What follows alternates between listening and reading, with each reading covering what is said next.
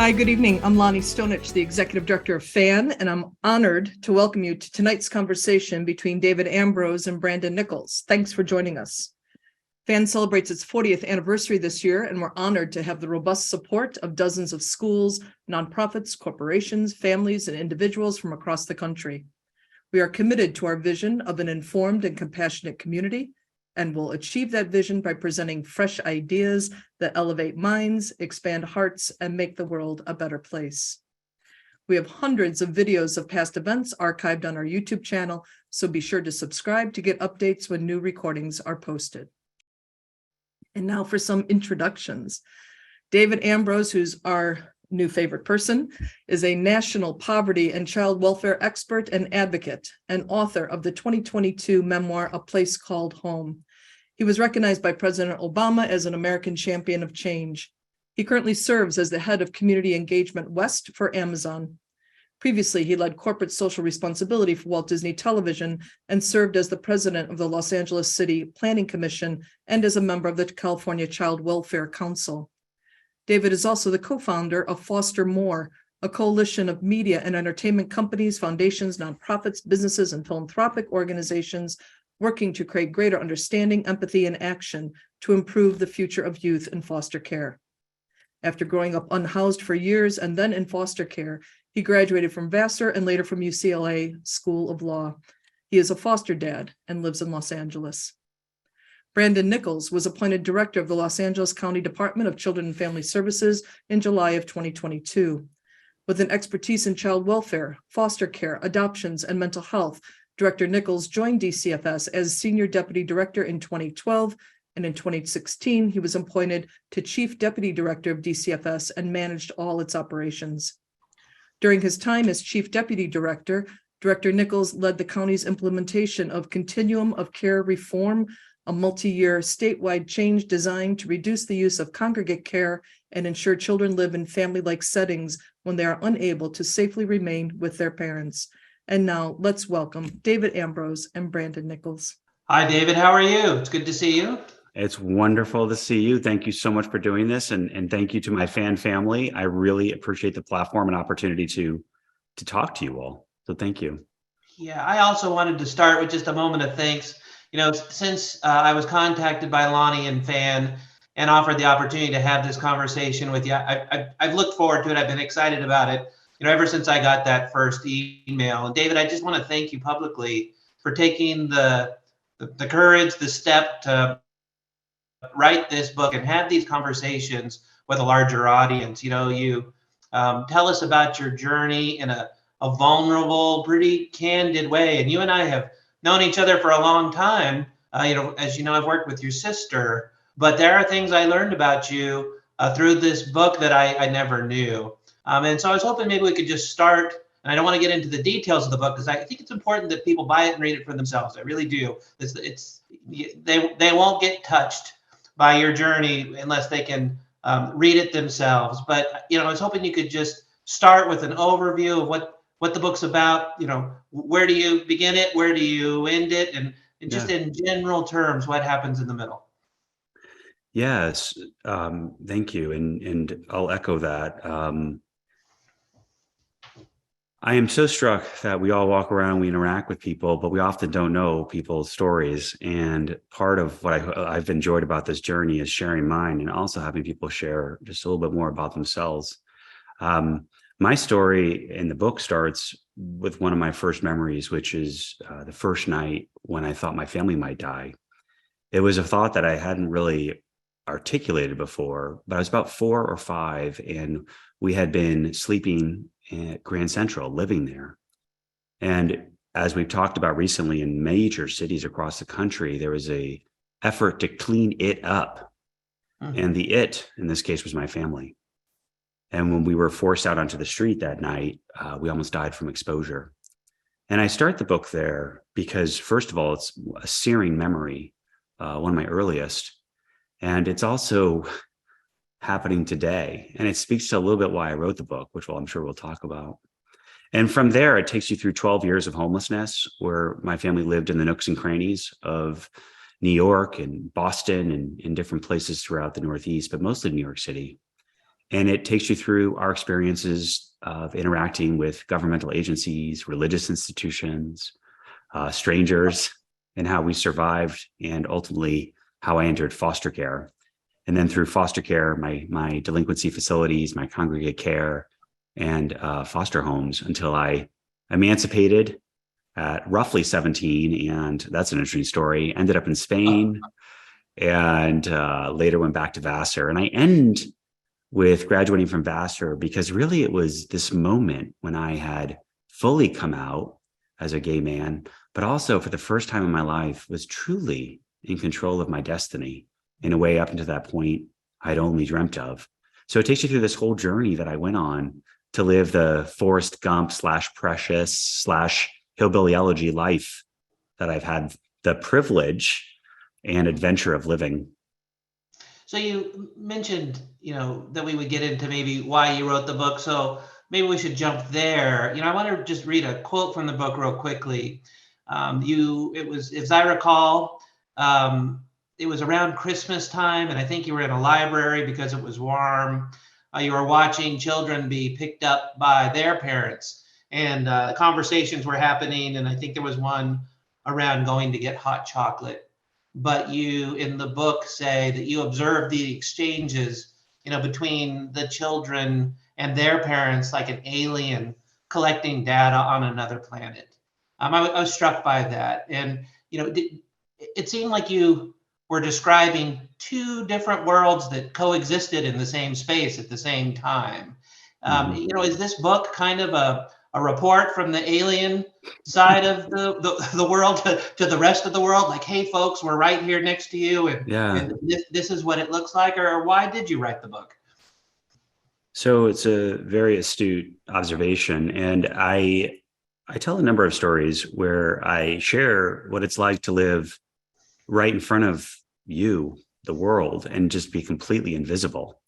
One story I tell in a brief form, but really was influential for me. I was begging on a platform at a Grand Central, and I was between 4 and 6, I don't know. And I had uncontrolled face sores. I had lice. I probably hadn't showered, and I don't even know. And we had been sleeping there for weeks. And I was starving, and I had to go out on the platform and beg to get enough money to get my family something to eat. And I remember it was a morning rush hour because that was a good time to beg.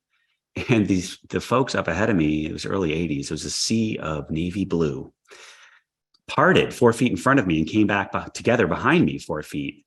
And I remember thinking, they don't even see me. They just know to avoid me.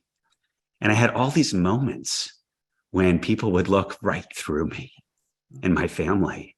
And I always thought that if we disappeared, no one would care. And the story you share, libraries saved us. I learned to read in libraries. I ate, I slept, I bathed myself. Story times at libraries were magical. My mom would use them as daycare sometimes when she was working. And so they were super important to me. But it was also a moment when I came very close to going through that wall that divided me from quote unquote normal. And I could see how parents were interacting with children and how normal these children just accepted these things and how strange and magical they felt to me to see the casual love and casual grace and casual consumption of things that I could only dream of.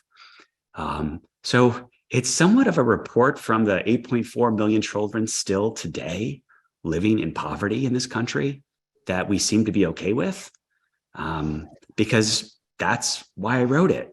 We have millions of American children living like I or some semblance of. Are we okay with that? And I'm not. And I want to use my story to light a fire to get people to move from empathy, which we all have, to action. And that's also why I wrote it, is to create a blueprint for people to do something. So let's talk about that as well. I mean, you have probably literally put tears and sweat, maybe even blood into putting this together. I know, mentioned before, you really have laid it out in a open and vulnerable and transparent way. You've cast a message in a bottle over that wall between two worlds. What is it that you hope readers take away from that, labor of, I'm sure it's love, but desperation and crying out? What is it you want people to do with the message that you've now sent us? So 10 years before I was born, we landed a person on the moon. And I was born into a world, however, that had forgotten that. We forgot that we are the government. That government is the collective decision not to kill each other, but to operate under a series of rules and to help each other and to create common good. And we hack away at government to the point where we have to have millions of nonprofits to fill in the gaps. We're the only country that does this way. And through that social welfare safety net, which we've hacked away at, my family fell until we hit the bottom. And there was no further to go. Yeah. And my message to all of us collectively is twofold. First, when we're confronted as individuals, for example, with a homeless person, and we look away and we think to ourselves in our head, I know we do because I do it too. I can't help this person because. And there's a whole host of reasons. I'm busy, I'm poor, I'm tired, I have my own stuff, I'm doing this other thing. But what I hope we do is change that to not a period at the end of that thought, but a comma. I can't do X, but I will do Y. And whatever that is for you, learn more, volunteer, give an hour a year to learn what's going on in your community about homeless kids. So first is this revolution of self-responsibility. Where did this learned helplessness and civic illiteracy come from? I have so much optimism in America and the people because of my life. In any other time, in any other place, I would not be sitting here talking to all of you, having written a book. How fortunate am I? And my life was a hell of an adventure. So first, Brandon, I want to remind people of the common spirit we have as a country and as a people. We are a good people. And we have this amazing ability to, every time we choose to, create the future we imagine. And I want to remind us of that. Second, if you're not sure what to do, I wanted to provide some very concrete things, which is really what the afterword is.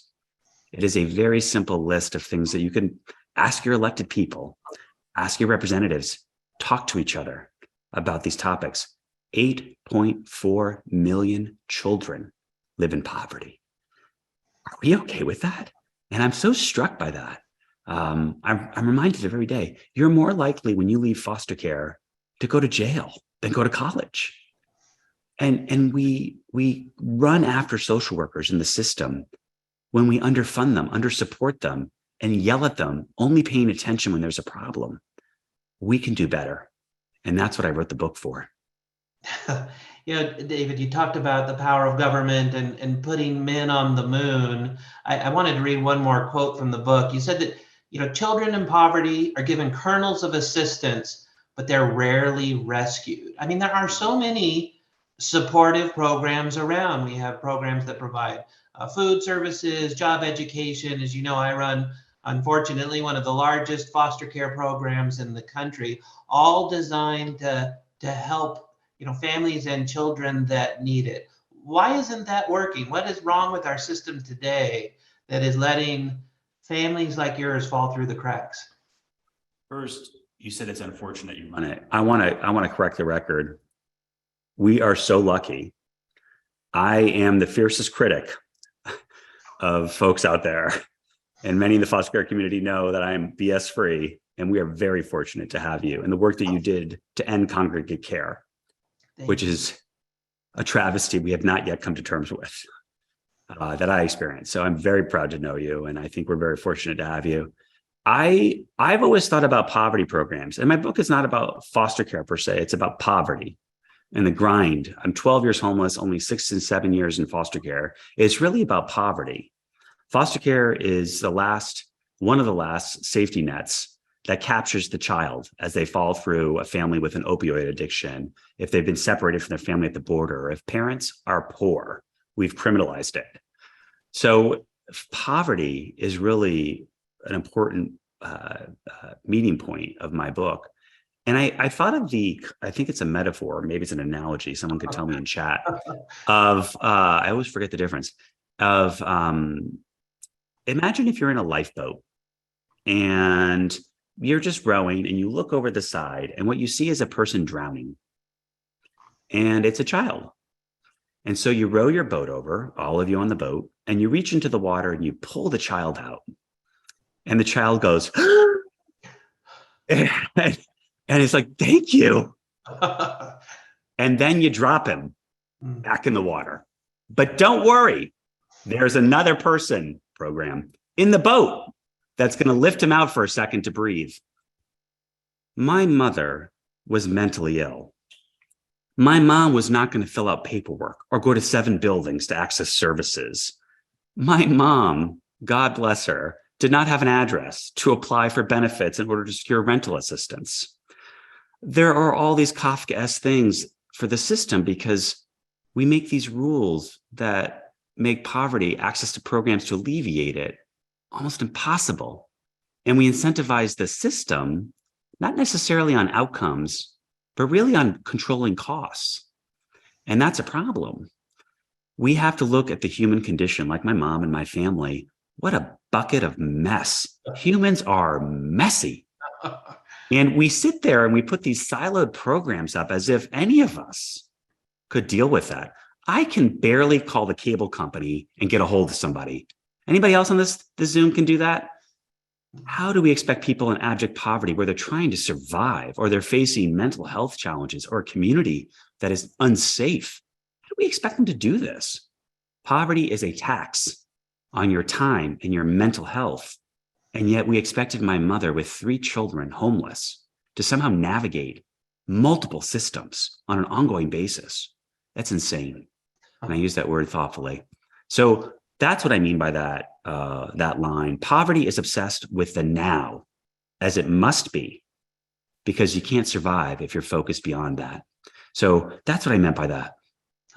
Yeah, I want to thank you for your kind words about me. And just to clarify, I feel very privileged to be in my position, but I am shamed that my agency is the largest foster care program in the country. And I'll tell you why. It means that we're not reaching families earlier on. We're not getting to the core issues. And I'm glad you raised up poverty. I see that as one of the core drivers of families who are destabilized to the point where foster care is the last resort. We're a safety net. And I wish we were much smaller. In fact, I wish we didn't have to exist. So, you do talk about a bunch of different themes in your book, and maybe let's go there for a little bit. Poverty clearly is a theme that comes out. Foster care, my passion, my work. Mental illness, visibility, which we've talked about already, being invisible.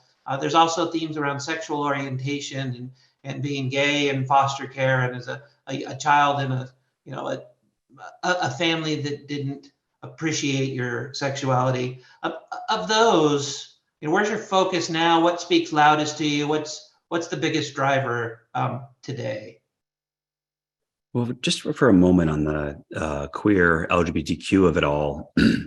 When I went into foster care, it was the time an eon ago, and I was quickly diagnosed as queer.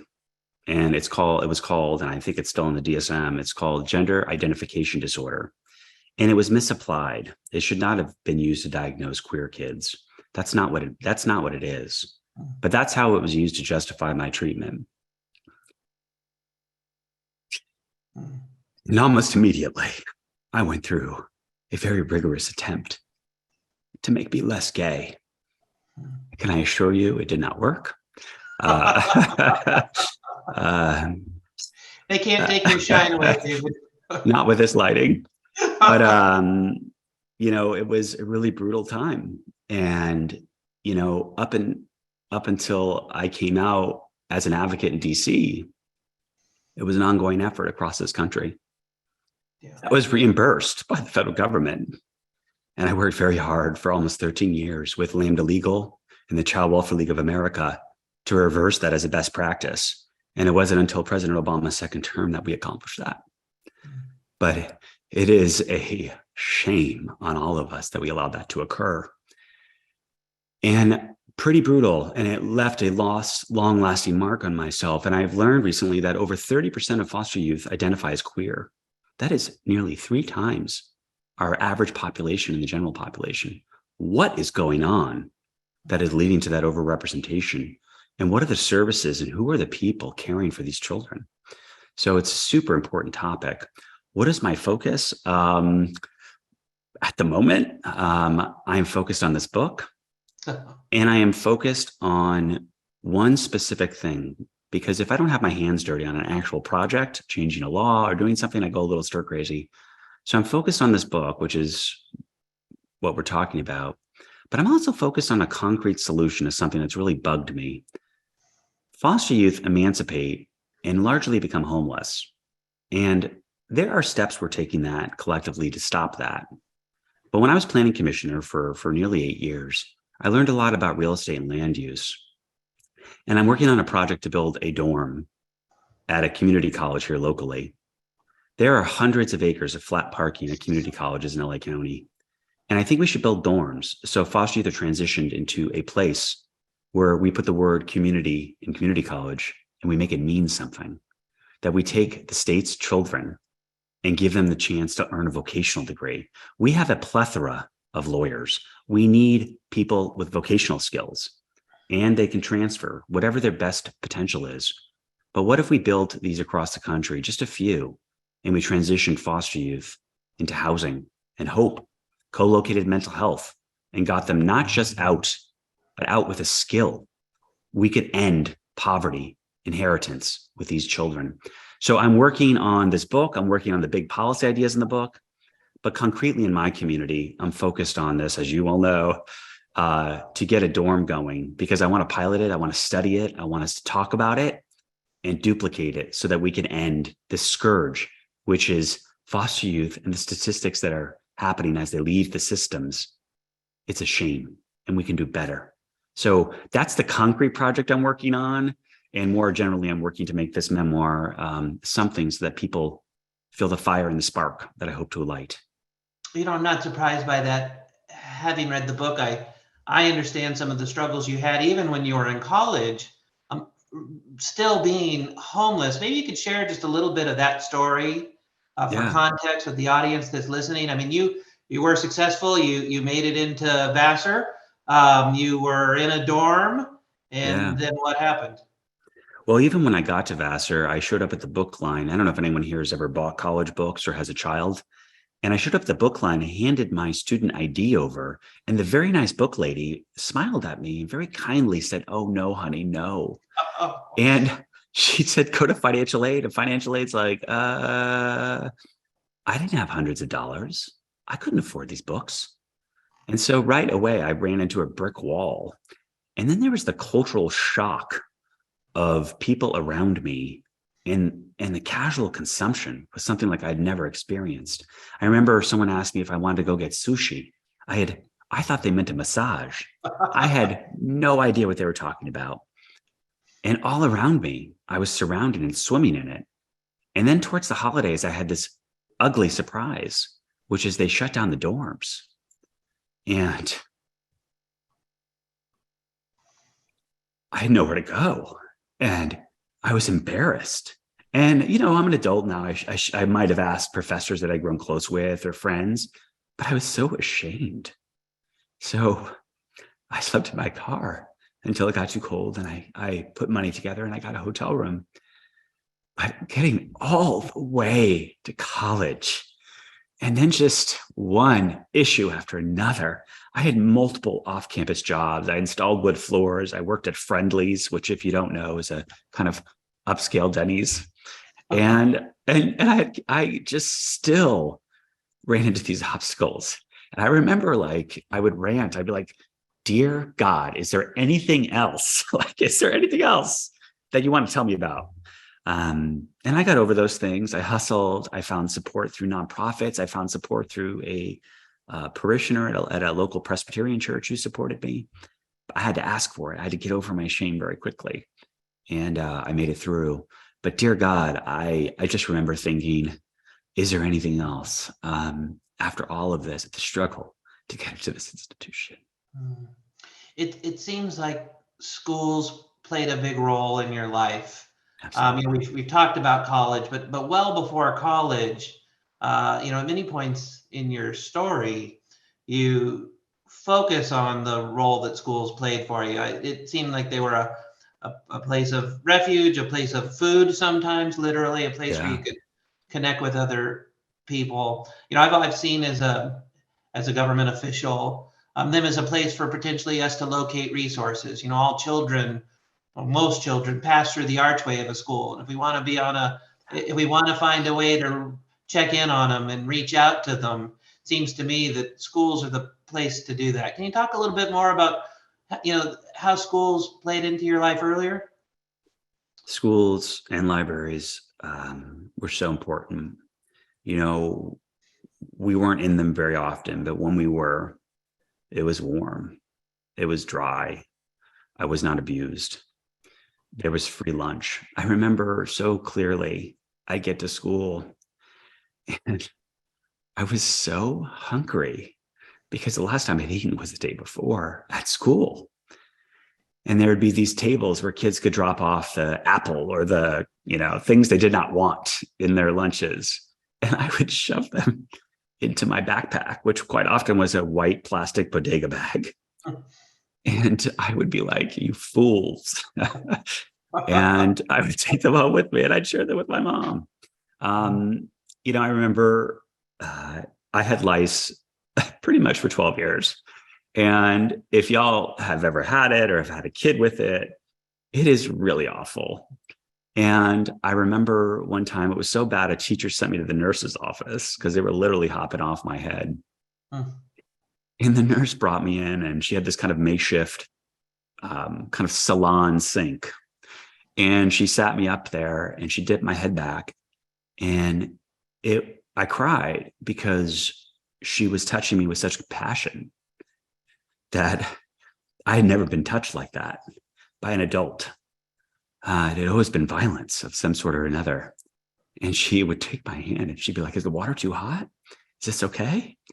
And I loved it. And if you know about the shampoo they use and the pick, I loved that moment where a woman is using basically a nice form of bleach. Yes. And that's how important schools were. And I learned, I started, public libraries and schools. I started reading James and the Giant Peach and these books that just opened my eyes to a different world. And it was too infrequent. And just like with DCFS and the Department of Children and Family Services, all we do is attack. Schools are the village common. They're the place where we're providing healthcare, family engagement, after school care, sports, access to leadership. So many important things are now happening at these institutions at the very moment we're defunding them and we're attacking them. We need to honor them and lift them up and make them better. Everything can always be better. But that doesn't start when we're coming at them with pitchforks. They saved my life at key moments. And so many kids like me, they were vital. Even the ones that were violent were vital in getting my family at least a moment of respite. There's a moment in your book, and I think it takes you about 20 years or so to get there. You make a choice. Choice is pivotal, I think. Well, what was that choice and why'd you make it? Well, it goes back. When I entered foster care, I initiated that. I pushed to get us into foster care when I was about 12. And I did that because my mom had become incredibly violent and was devolving. And, I remember when we were detained, my social worker later told me she was a good person. And she later told me that I was the first foster kid to ever be excited to be detained. And I was excited, as you read in the book, because it had been a very violent summer. And I thought my mom was going to kill us. And I don't mean that jokingly. I mean that quite seriously. And so I did not want to be snuffed out. I did not want my siblings to be killed. I wanted us to survive. And I thought foster care would be the savior for us. But because of my diagnosis as gay, I was not put into foster homes. foster homes, and it's different. It's county by county, but where I lived, the young people are rated on a scale, and depends on the foster home. Are they rated to handle the kid with that level of need? You can imagine a kid with a disability or special learning needs or an age. It just depends. So because I was queer, I was at the highest level, and I was put into a detention facility, which I was not in. I was in dependency, which is foster care. Delinquency is, you could think of it as kiddie jail.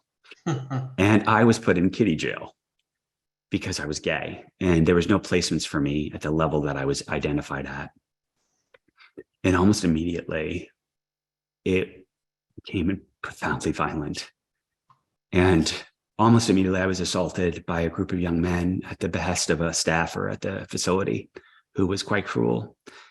And that first assault was the night when I was about 12, where I knew that I had to stop crying.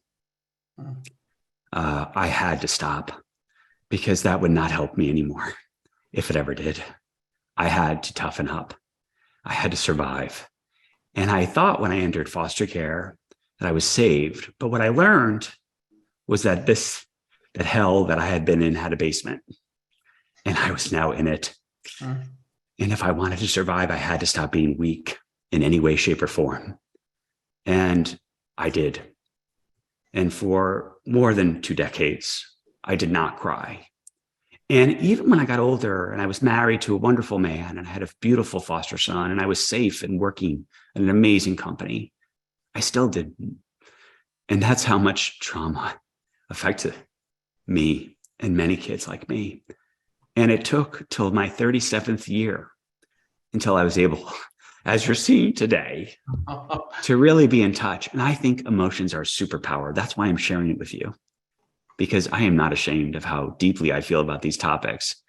It took me until my 37th year to become the person that I am today, to unpack all of that and own this full human experience that is sometimes sadness. And that was the decision I made, and that's the decision I had to unmake. Well, your decision is, I think, a blessing for us. It's a wake-up call, a siren call, certainly. I'm, like I said at the beginning, and I'm touched again by it, I'm privileged to be here in conversation with you, and I thank you for making that choice. And I'm thanking all the people who are tuned in today to listen to this conversation, and I hope it touches them the way it touches me. Let's check in with David now. So the book is out. How have things been going for you since the book's been published? How are you doing?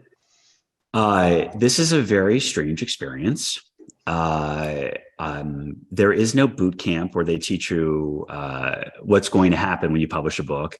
And the other interesting thing that I've learned, if you've ever been to a car wash, y'all, when you get in the car wash, you put it in neutral, and you pick your nose, you play with the radio, you're like, oh, it's a rainstorm. And the car just chugs forward and different things happen. And then, you jerk at the end of it, you put it back and drive. I thought that's what would happen. I thought there would be this whole thing that would descend, and it would magically, things like fan would happen. And none of that happened. And I don't know why with my entire life, I'd be surprised that it falls on us as individuals to make something happen. But what I realized was living my life, which I've done very authentically, and creating a network of people like yourself that know me and know what I stand for. I've been able to tap into a army, Dumbledore's army, that was out there and has stepped up to support me. And that is freaking beautiful. It is very emotional to be out there talking about this stuff.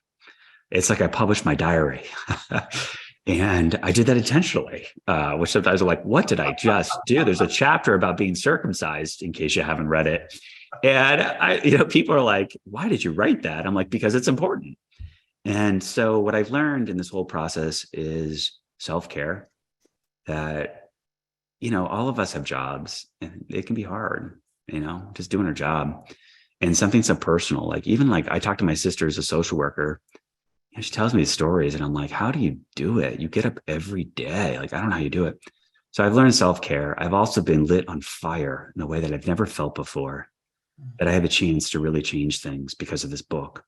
So that motivates me. So it's going really well. I'm constantly hustling for opportunities to share the story, to get the book into the hands of policymakers. And that has been really funny too. Just, who picks up a book these days and calls me. So it's going really well. I've really loved the experience. And I didn't know what to expect, a year ago, but here we are talking to you in front of all these people. I can't see their faces. So, you talk about being motivated and on fire for change. I appreciated the afterword of the book where you have some kind of concrete, specific recommendations. Let's talk about that for a little bit.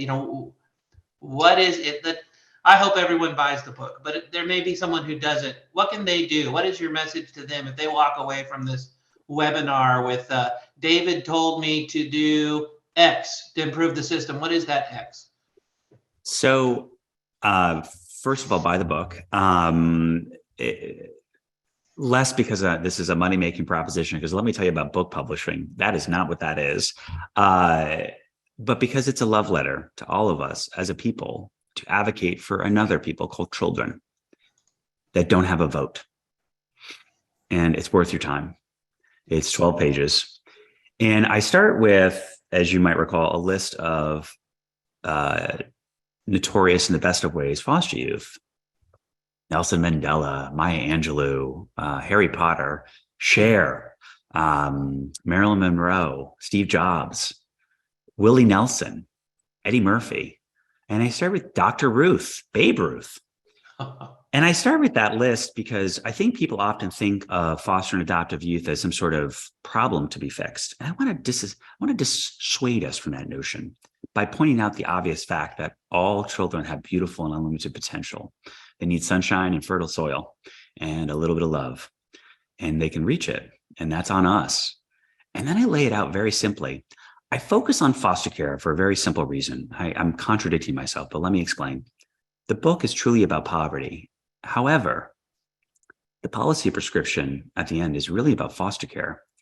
And I do that not just because I feel so powerfully motivated because of my experiences, but I do that because I think it's a unique moment where we as a country can intervene to arrest the intergenerational inheritance of poverty and violence that is the inheritance of most children in poverty.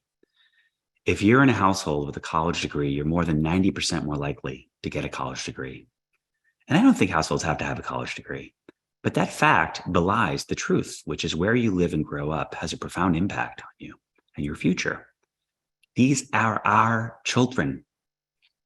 And because they're completely in our control at this moment, and we have a little leverage over the parents, therefore, we have a unique capability of changing the frickin' world. And there's some obvious things we can do. For example, I tell the story of a very troubled set of foster parents in my book, a wonderful set and a terrible set. And I had many more than the couple that I talk about, but I wanted to give examples, not an exhaustive list. And I talk about the troubled ones, but I call out to all of us reading it, May and Buck in the book, who tortured me, quite literally, profoundly cruel to me, violent and cruel and sexually violent and terrible. And I call them out, but then I admonish all of us reading the book not to throw a stone, because who are we? Who are we that have not opened up our home to children in need? We have to stop throwing stones. We have to help recruit more foster parents. How the heck do we do that, y'all? It's very simple. Why don't people foster? Not everyone has the same reasons, but there's major reasons. They're worried about retirement for their family, pension. They're worried about their kids' college. How are they going to pay for it? They're worried about healthcare. Do they have enough healthcare to provide for their family? Just some examples. What if we made, let's say, 10,000 foster families across the country? What if we made those families postal worker equivalents in terms of benefits? What if after 10 years of good service, your child goes to state institutions for free of higher ed? What if after 5 years you get a federal pension? Well, we're monetizing this. Shouldn't people? Sure, in a perfect world, people should do it for love. How's that going? Yeah. Why don't we professionalize it? It's like an arranged marriage. Love may develop. I hope that it does.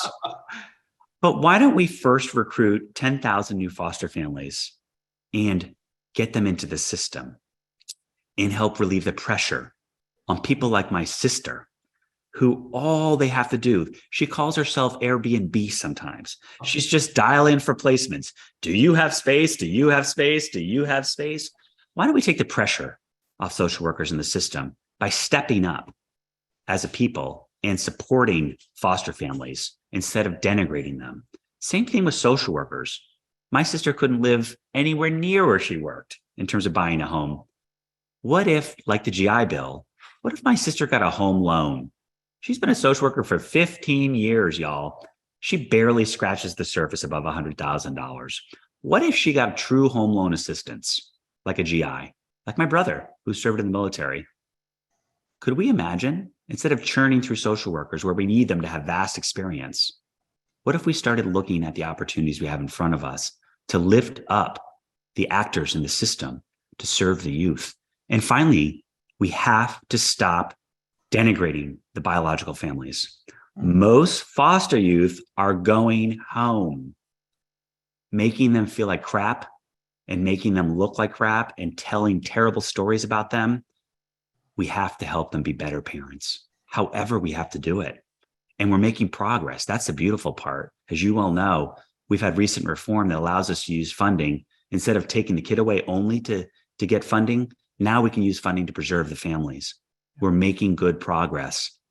But I list that out because these are policies that you, each of you can advocate for today. I'm very excited about that, David. You mentioned some of the changes. I do feel like we're on the cusp of moving further upstream, and rather than dealing with, kind of picking up pieces, we're going to be able to get to some of the root causes. We'll be able to hopefully address poverty and mental illness and substance use before it gets to the point where children need to be removed. That is the vision of the future, and I appreciate you pushing us and advocating to get us there. I hope we can link arms and move forward to that pretty quickly. You've been, like I said, vulnerable and transparent, and I don't want to ask awkward questions, but how is your family doing? This was not just a story of David. You've mentioned your sister. Both your sister and brother play a role in the book, and your mother has a huge role in the book. How are they since the book came out? So all of us have taken very different trajectories, but the beautiful thing about the Children of Mary are all of us have advanced degrees and have happy, healthy, thriving family and children. My mom, for all the struggle, lit something in us, and that took flame. We're all great. My brother is married with children. He is in banking. He joined the Army after foster care, which is honorable. I wish it was more of a choice for foster children as opposed to something that is desperately needed. But he served the country overseas in some very challenging places, and now went to Duke to get his MBA and is doing great. His beautiful niece and nephew. My sister is doing great. She's got 2 beautiful children. She lives nearby and has been in various roles in social work, and she's now in what's called an LCSW and also a therapist. And my mom. When I was in college, I sought out my mom because I knew in my heart that she was probably homeless again. And I've always thought about my mom as I start the book with dedicated to my mom. I dedicate it to her. It says, to my mom who taught me to forgive and to conquer one impossible thing at a time. And a lot of people that I work with on the book that they're like, you can't dedicate it to your mom. I'm like, of course I'm dedicating it to my mom. If my mom had breast cancer, God forbid, we would not condemn her. But my mom has mental health issues. And because of that, she should be ashamed of the symptoms of that mental health, which led her to be abusive and horrible to us. Do I like that? No. Is forgiveness something that's one and done? No. It's like yoga. You have to practice it every single day. Do I hurt? Absolutely. But my mom is sick. And how could I ever hurt her or condemn her for an illness that she cannot control? She has been in a prison for 80 plus years. I can't even imagine. So when I was in college, I sought her out and I found her. She was homeless, as I expected.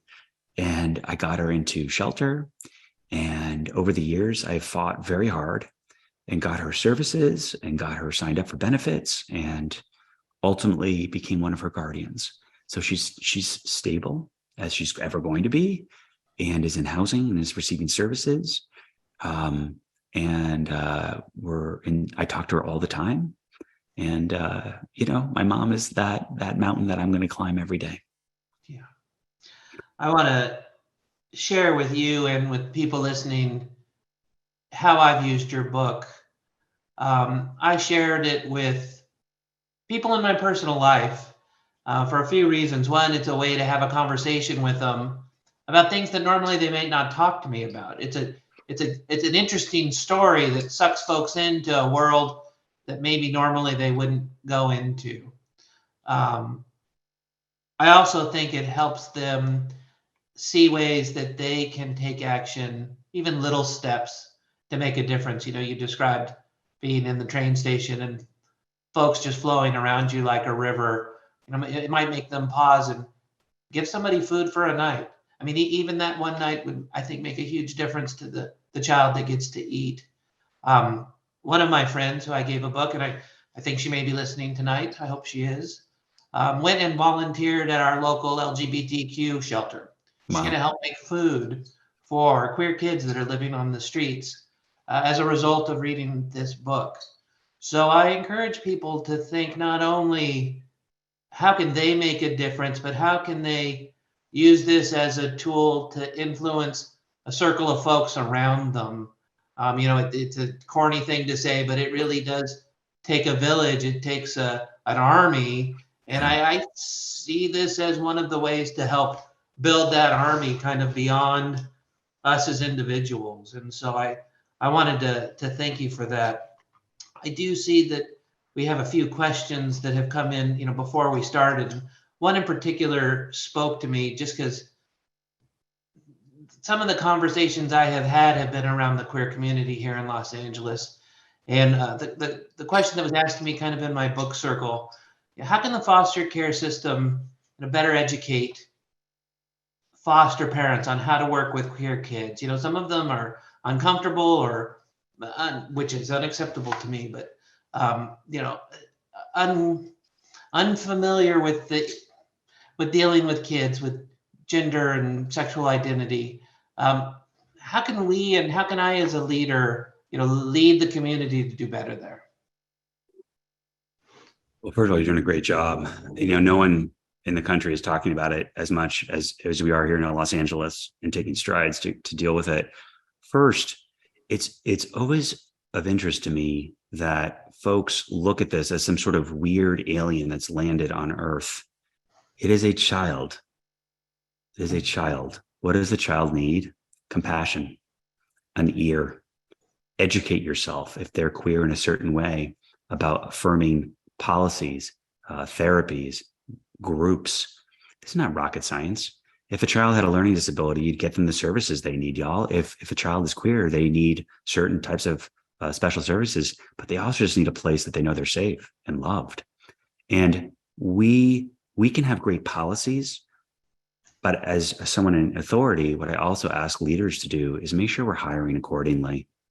We can have all the best policies on the book, but where the rubber hits the road is where the real work happens. And we need to make sure that we're holding people accountable, that it's not acceptable at any part of the system to discriminate, and not just not discriminate, but not to affirmatively love and help these children. I talk all the time about masturbation in foster care, and everyone's like, "What?" And people are appalled. Lunchtime conversation, David. Yeah, I've talked about it in front of the Chief Justice of the California Supreme Court and the head of HHS for the state. And I talk about it all the time. And I talk about it to be a little provocative. Where do we learn how to have sex? Where do we learn in single sex environments what's healthy and good? How do we protect ourselves? And we're not arming children with that information, especially if they're queer. And it's just not acceptable. We need to do better with the policies, which is always, an evolving process. But first and foremost, these children are children. They need love and compassion and attention. And if they had another type of need, you'd figure it out. Figure it out. Yeah. If they're trans, find out the trans resources in your community. And if there aren't any, find out where they are and access them and get them to the child. That's first and foremost. This is not some sort of weird thing from the parallel universe. It is a child who's figuring out who they are. That's called adolescence. Yeah. Every child goes through that. We just need to make sure that we're educating ourselves about some unique ways to support this group. But first is that mind frame of like, oh my God, stop it. They're just kids. They're figuring it out. And then I think people in authority and positions of power or neighbors or people listening to this, make sure you know what your community is doing to help and hold these children accountable. And I think we're doing a good job of addressing that here in Los Angeles. Well, keep pushing me, keep pushing other leaders, keep pushing the conversation. I thank you for that. I hope we are leading the way in LA. Sometimes I feel like we are, but then I come across a queer kid and hear their story and realize we still have a long way to go. And it is shameful to me sometimes. And so I appreciate you shining a light and, like I said, pushing us and holding us accountable. Don't stop. Thank you. Gentlemen, I want to thank you for really a great, sensitive, wide-ranging conversation. Brandon, I really appreciate both your insights professionally from what you do leading the Los Angeles Department of Children and Family Services. You obviously bring many, many years of experience, hands-on experience. I appreciate the space that you gave David in your questions, open-ended questions, and it was really, we're grateful for your participation. Thank you so much for your time tonight. I know you're really busy. David, to no surprise, some of the comments coming in through the Q&A, people are, of course, moved and impressed by you and by your story. People want to, they're sending some love to you through the Q&A. When you were saying, oh, I can't see your faces, people are like, oh, you'll see our faces at after hours. And so that is one point I want to make to folks. So David is correct. This isn't about shilling for books. This is about, this is such an important book. I read this book, I read for a living, for part of my work. I read this book over 2 days. I could barely put it down. I would wake up in the morning and I would read it before I got out of bed. I would read it before I went to bed at night. It's just the most, it's such a powerful narrative. And it's such, as you can tell, David, you're such an excellent narrator. You have a great way of framing a narrative arc. And the book is just beautiful, beautiful, beautiful work. Thank you for sharing it with the fan community. I want to encourage folks. We've been putting a link in after hours. David is going to be there. You're going to ask your own questions, make your comments. I offer some support to him. Buy a copy of this book. Come hang out with us in after hours. It is an opportunity to be with someone who is so knowledgeable, sensitive, experienced, and then such an incredible advocate, brilliant ideas put forward. So that's my pitch to come to after hours. I'm going to give you a couple questions here, David. Let's start with, although I tend to, no one needs my soapbox on this. I tend to be doubtful about upvotes, but I am going to say, well, here's your biggest upvote. Sharon says, if you could see our faces, you would feel our love and receptivity wash over you. So that's number one. And number two, so here from Emily, she says, and let me grab it over here. Do colleges know which of their students are coming from poverty or foster care? Could colleges have discrete programs to help students who don't have families or support for the extras and breaks? Oh, that's such a good question. First, I want to thank you both. I love the idea that I'm part of a community that's presenting fresh ideas and expanding hearts and making the world a better place. I hope is on my gravestone in 200 years when I pass away from unnatural causes on Mars. Thank you, Elon. So first and foremost is something, I think it's something like 78% of Americans, if they go to college, go to community college. Mm. So we need to realize that and start there. Start at the institutions that are the most accessible. I think sometimes in our head, we think of elite institutions when we answer that question. So first, yes, State schools generally have something in California. It's called Brandon, EOP&S, Extended Opportunities Program Services. I co-founded something in Los Angeles, or founded it at LA City College, called Guardian Scholars, which has been expanded to support foster youth. So there are programs. Is it ever enough? No. And it's not just poverty, it's also culture. So I remember we'd have first generation students whose families could afford the school, but really struggled to figure out how to navigate the system. So it's really about creating opportunities for folks that are impoverished in one way or another. I think fully funding public institutions is a great way. I can't tell you how few times I read about charitable giving to community colleges. I am exhausted about the gajillion-dollar announcements to elite institutions. I love when people give, but we should all be demanding that we fully fund community colleges and state schools, because they are the hard-working institutions that are the engines of equity. They're the engines. They are going to get it done if anyone does. So first and foremost, yes is the answer. We could do more and do better. Schools have done a great job in recent years, especially, of making sure we're pulling down the barriers. If you're not sure what's going on in your schools, figure it out. Look it up. Call people. Show up at meetings. Be that person. Love that advice. Thank you so much. Let's see, we're at 7:58. So this will be our closeout question. Okay, David? Okay. As we talk about schools, it's from Kathy. She says, as we talk about schools, it strikes me how that year of COVID, when a lot of public schools were shut down, must have been even more difficult for those children who are not getting school services, including food, to help them survive. Do you have thoughts on that? COVID is yet another wave washing on the beach. It is another wave of the impossible that these young people are facing. It is an acute wave that's in our face, but it's just yet another wave that we have to confront and overcome. Homelessness, lack of access to housing and healthcare. When I was at LA City College, where I worked, so many students were homeless. Did COVID make things more acute? Absolutely. But there were thousands of homeless kids before then. So was it a problem? Absolutely. But it's also the thing we focus on. It's a shiny object. What we need to realize is we've had generations of these young people without the resources that they need to be fully successful. There was lots of efforts put forward to ameliorate and diminish the impact. Was it 100%? No. But did it do a good job? Absolutely. The county, the state, foundation stepped up. There was a lot of great efforts that happened. The federal government and the state of California said, if you emancipate during COVID, you don't have to emancipate. You can stay in foster care. That is still going on. So there's a lot of great efforts. But what we have to focus on is not the current shiny object, but generations of young people that don't have the resources they need to reach their full potential. And this is yet one more thing that they're challenged by, but it's not unique.